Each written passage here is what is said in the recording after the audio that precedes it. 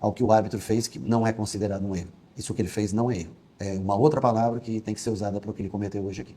Será que a visita do Grêmio à CBF, será que o afastamento do árbitro que prejudicou o Grêmio na Copa do Brasil contra o CSA, isso pesa?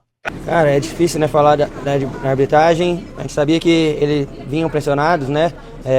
Tanto alguns jogos o Grêmio brigando, falando da arbitragem. Foi assim que ficou o braço do goleiro Marcos Felipe após ser pisado pelo atacante do Grêmio em lance do pênalti. Sendo que teve aquele lance polêmico, foi em cima do goleiro Marcos Felipe, ele colocou na rede social dele.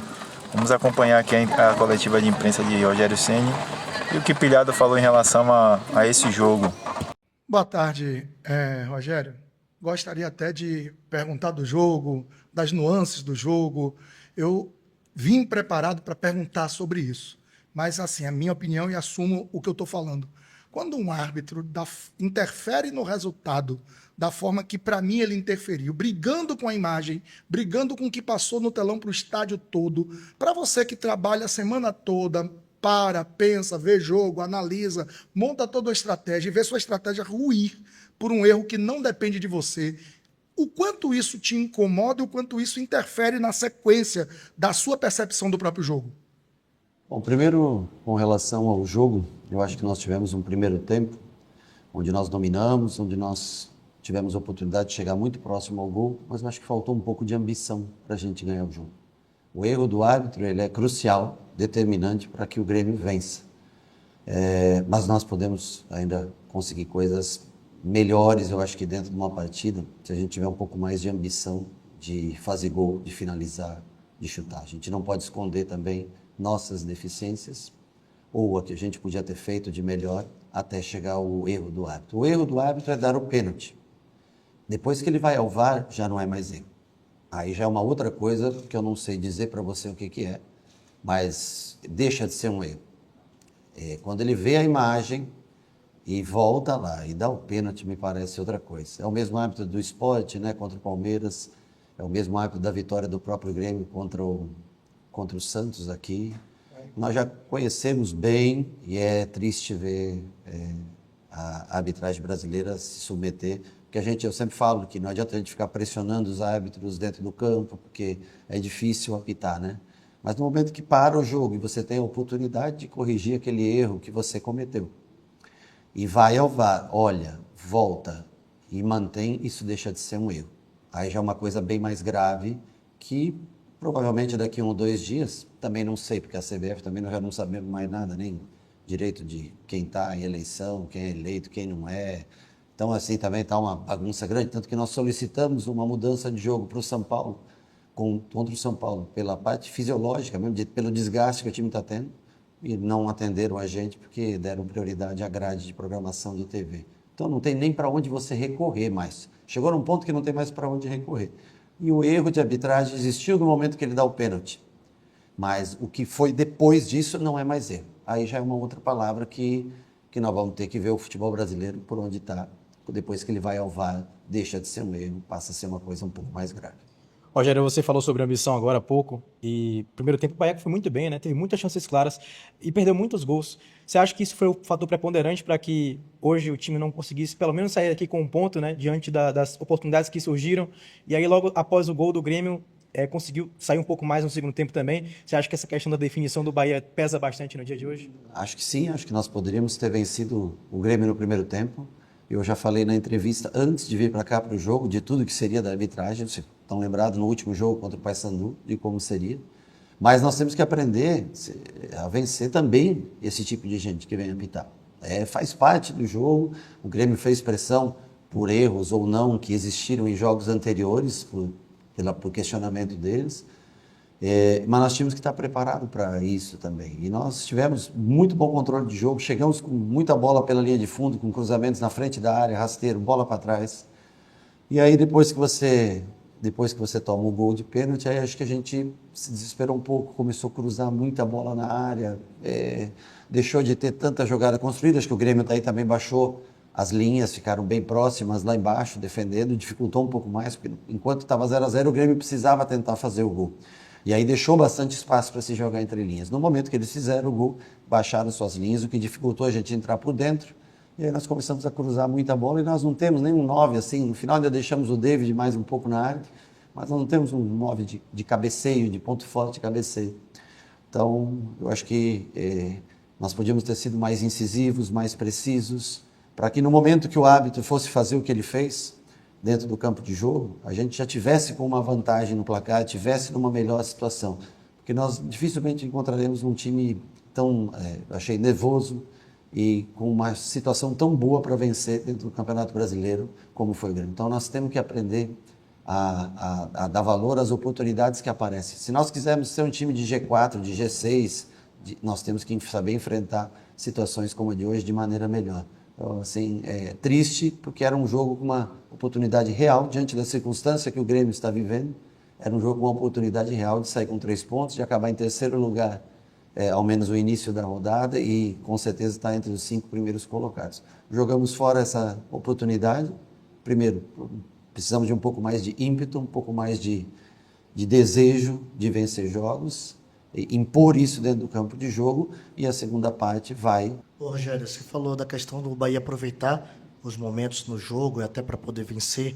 Como levar de lição o jogo de hoje, já que vai ser uma atmosfera, acredito, totalmente diferente na quarta-feira, com uma torcida internacional apoiando do início ao final, para o Bahia saber aproveitar esse momento? Olha, eu acho que quarta-feira é um jogo por si só mais difícil, como você falou, por momentos distintos que as equipes têm, porque provavelmente vai estar cheio o estádio, não é um jogo de tabela de campeonato, é um jogo decisivo, é o último jogo. Nós vamos ter que jogar e ter mais poder de assertividade, mais poder de decisão na hora que as oportunidades aparecerem. Acho que apareceram muitas para a gente, muitas situações, se não aquela última finalização, mas a bola para chegar do lado da área, bola para trás, bola cruzada de maneira melhor, escolher melhor a maneira de finalizar, porque não serão, acho que, tantas oportunidades como foi no dia de hoje. A atmosfera, como você falou, é completamente distinta, mas temos a oportunidade. Nós temos que jogar para vencer, como a gente sempre vem, como jogou hoje aqui, para vencer. E ter mais competência, ter mais ambição e ver que é possível passar. É difícil? Claro que é difícil, mas é completamente possível. E lembrando o árbitro de hoje, que ele ainda teve a ajuda do VAR, né? O VAR chama ele e diz: filho, você está fazendo vergonha aqui hoje, você vai continuar a insistir? E ele insiste. Então tem auxiliares, bandeira muito bom, os dois lados são bons, poderiam chegar, dar um toque para o árbitro, mas o que passa com Arleu, né? Como é o nome dele? Bruno Arleu. É um caso que não é de erro. Isso eu posso garantir, porque erro você olha na TV, vê e corrige, se dá oportunidade. O caso dele não é esse. Rogério, vejo você muito indignado com o resultado e principalmente com a atuação do Bruno Arleu e com justiça, mas buscando falar um pouquinho mais da partida, queria que você falasse um pouco mais sobre das suas mudanças ao longo desse segundo tempo, especialmente a última, quando você coloca o Arias, que retornou de lesão, e você pode até comentar sobre essa importância do Arias retornar a ser uma peça para você utilizar, quando você coloca o Arias e puxa o Kaique um pouco mais por dentro. Não sei se o Caulinho sentiu ou cansou e pediu para sair, Não. Mas queria que você falasse um pouco sobre essas substituições, por favor. Nós tentamos dar um pouquinho mais de amplitude com Arias e com o Iago, trazendo Pulga e Kaique um pouco mais para dentro, com a construção do Juba virando terceiro homem de meio, né? E construir apenas com 2 zagueiros, mais goleiro, que a gente faz normalmente com 3, usamos os 2 zagueiros e sabíamos que o Grêmio já não atacaria mais tanto nesse posicionamento. O Caio, hora ou outra, entrava para fazer a saída, então assim, ter 3 homens no meio, com mais os 2 pontos que viessem para dentro, são 5, com mais o William dentro da área, e com os laterais, ao invés de Pulga com o Kaique por fora, fazer com Pulga e Kaique um pouco mais por dentro, ora Iago, ora Pulga por dentro e por fora, e Kaique sempre por dentro, com Arias passando. O Arias treinou muito pouco com a gente nesse tempo, mas o Gilberto também voltando de lesão, os dois praticamente voltando de lesão, e nós tentamos manter a amplitude do campo com a entrada do Arias no lugar do Gilberto, ao invés de construir a 3 e gastar um homem a mais, tentar só com 2 jogadores, com 2 zagueiros. Depois botamos o David para dentro da área, no finzinho, nos últimos minutos, para tentar, em alguma bola cruzada, ter a chance do gol. Mas a verdade é que não fomos tão organizados, não produzimos tanto na parte final assim do jogo. O que nós tivemos de bom foi o primeiro tempo todo muito bem jogado, mas pouco ambicioso no sentido de fazer gols e finalizar, especialmente na entrada da área. Isso nós precisamos de mais, porque se a gente acha que a gente pode estar lá em cima, não se joga fora jogos como esse, diante do nervosismo, diante da insegurança que o Grêmio tinha dentro do campo de jogo. Rogério, tudo bem? Rogério, palavras como ímpeto, desejo, ambição, elas fazem parte de um conjunto que está hoje muito protagonista no futebol, principalmente no coletivo, que são os perfis comportamentais. Tua equipe tem um conjunto muito forte no fator mental. Num jogo onde a transpiração venceu a inspiração, o que tu leva desse jogo como lição para quarta-feira? Eu acho que nós temos primeiro um grupo fantástico de trabalho no dia a dia. Caras que são, assim, como pessoas, são amigos, parceiros. Eu acho só que nós temos que se revoltar um pouco mais com decisões de arbitragem como essa dentro do campo. E nós temos que criar oportunidade e acreditar de fato que é possível vencer, porque estava provado. Na verdade, tudo o que nós falamos depois da entrevista aconteceu hoje. O árbitro tentou de todas as maneiras, depois que ele deu os acréscimos, ele foi lá, atendeu o goleiro no chão, voltou, trouxe a bola para trás, ele gastou todo o tempo de acréscimo que ele deu conta, porque a gente acha que o jogador faz cera, né? Que o goleiro faz cera, né? O goleiro nem está ali dentro do campo, ele é de acordo com o que o árbitro deixa. Às vezes o árbitro faz cera, o árbitro arranja um jeito de manter o jogo naquilo, isso é muito comum. Vocês podem não querer falar sobre isso, mas tem árbitro que ajeita o jogo da maneira, conduz o jogo da maneira como ele quer. E esse foi um caso, ele deu 2 minutos a mais de acréscimo. Ele gastou os 2 minutos. Não, ele deu 9, mais 2 depois dos 9. E ele gastou aqueles 2 com a caída do Volpi, que eu acho que não acho legal, mas é legítimo, não tem...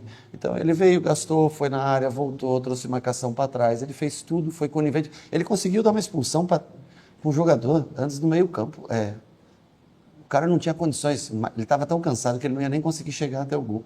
Ele já tinha desistido quando o cara dá um puxãozinho na camisa, mas ele deu... O problema não é da expulsão, porque ele sabia que ele ia no VAR. Bom, diante do que ele fez no gol, também ele poderia ir lá e manter a expulsão, claro, também tem isso, né?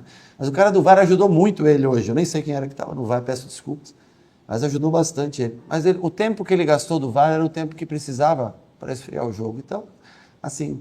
a CBF se preocupa com os 8 segundos do goleiro em reposição, mas tiro de meta ninguém se preocupa com nada. E com o árbitro, deveria dar uma pesquisada no árbitro para ver como é a condução do árbitro de um jogo.